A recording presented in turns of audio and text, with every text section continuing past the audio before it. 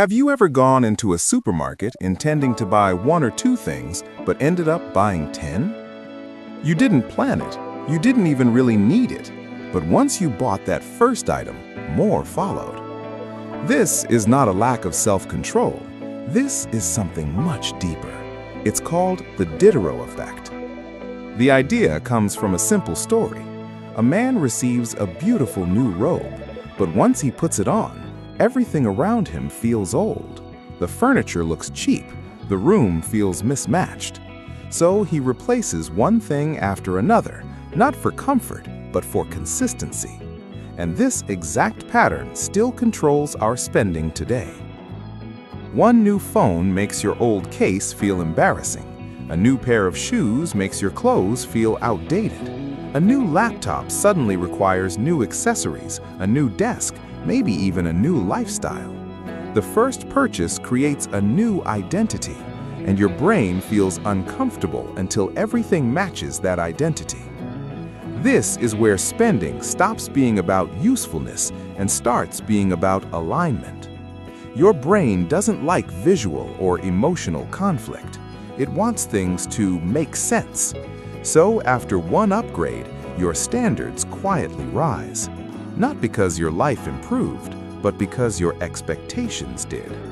You tell yourself, it won't look right without this. What difference would it make if I spent a little more? But what's really happening is emotional momentum. Each purchase justifies the next. This is why small upgrades often cost far more than planned. The real expense is not the first item, it's everything that follows. You don't suddenly decide to live more expensively. You just start maintaining a new normal. A slightly nicer apartment requires better furniture. Better furniture requires better decor. Better decor requires better lighting. And suddenly, your fixed expenses have doubled. Not because you're careless, but because your identity shifted. Your spending is trying to protect that identity. You're constantly exposed to perfectly matched lifestyles. Nothing looks random. Everything looks intentional.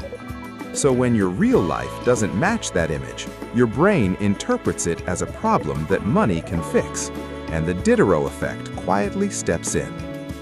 What makes this effect powerful is that it doesn't feel like impulse spending. It feels like improvement. But improvement without limits becomes a trap. The way out isn't extreme minimalism, it's awareness. Before buying something new, ask yourself one question. What chain reaction might this start? Not can I afford it, but what will this make me feel I need next? Because many purchases don't end at the checkout, they open a door.